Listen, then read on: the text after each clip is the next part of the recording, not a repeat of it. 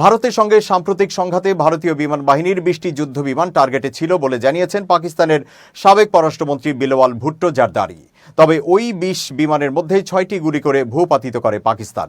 যুদ্ধের পরিবর্তে শান্তি বজায় রাখার স্বার্থে পাকিস্তান সংযম দেখিয়েছে বলেও জানিয়েছেন বিলওয়াল ভুট্টো। মঙ্গলবার এক প্রতিবেদনে এই তথ্য জানিয়েছে পাকিস্তানি সংবাদ মাধ্যম জিও নিউজ। সংবাদ মাধ্যমটি বলছে, ভারতের সঙ্গে সাম্প্রতিক উত্তেজনার প্রেক্ষাপটে বিশ্ব শক্তিগুলোর প্রতি দ্বিপাক্ষিক বিরোধ নিষ্পত্তিতে হস্তক্ষেপের আহ্বান জানিয়েছে পাকিস্তান।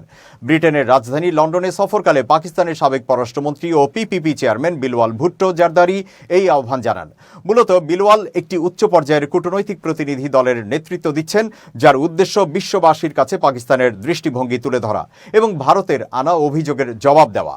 দলটি এর আগে যুক্তরাষ্ট্র সফর করেছে, বর্তমানে লন্ডনে অবস্থান করছে এবং এরপর ব্রাসেলস যাওয়ার কথা রয়েছে দলটির। প্রতিনিধি দলে আছেন সাবেক পররাষ্ট্রমন্ত্রী হিনা রব্বানী খার, খুররম দস্তগীর, সিনেটর শেরি রহমান, মুসাদিক মালিক, ফয়সাল সুরজারি ও বুশরা আঞ্জুম বাট। এর পাশাপাশি জ্যেষ্ঠ কূটনীতিক জলিল আব্বাস জিলানি ও তাহমিনা জানজুয়াও এই কূটনৈতিক প্রতিনিধি দলে রয়েছেন।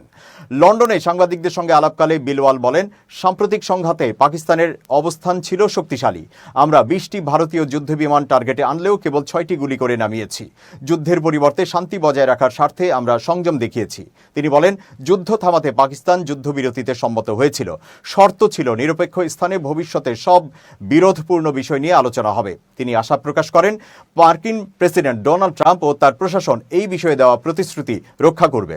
বিলওয়াল বলেন, আন্তর্জাতিক সম্প্রদায়, বিশেষ করে যুক্তরাষ্ট্র ও যুক্তরাজ্য ভারতের সঙ্গে আলোচনার মাধ্যমে বিরোধ নিষ্পত্তিতে সহযোগিতা করুক। কাশ্মীর সমস্যার সমাধান থেকেই সব সমস্যার সূচনা ও সমাধান দুটোই সম্ভব।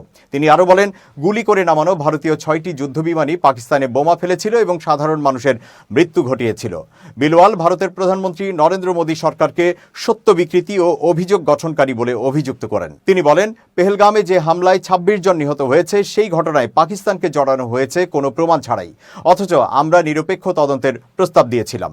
চ্যাথাম হাউস ও আন্তর্জাতিক কৌশল গবেষণা প্রতিষ্ঠান IISS এ দেওয়া বক্তব্যে বিলওয়াল বলেন, ভারতের পদক্ষেপগুলো পাকিস্তানের সার্বভৌমত্ব, আন্তর্জাতিক আইন এবং জাতিসংঘ সনদের সুস্পষ্ট লঙ্ঘন।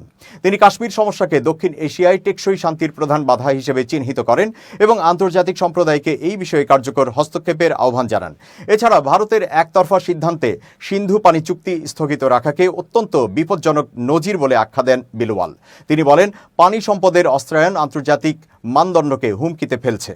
তিনি সতর্ক করে বলেন, পানি বন্ধ করে দিলে পাকিস্তান সেটিকে যুদ্ধ ঘোষণার শামিল বলে গণ্য করবে। লন্ডনে অবস্থানকালে বিলওয়ালের নেতৃত্বাধীন প্রতিনিধি দলটি ব্রিটিশ সরকারের মধ্যপ্রাচ্য বিষয়ক প্রতিনিধি হেমিশ ফ্যালকনারের সঙ্গে বৈঠক করেন। এরপর সংসদ সদস্যদের সঙ্গেও সাক্ষাৎ করে পাকিস্তানের অবস্থান তুলে ধরেন তারা।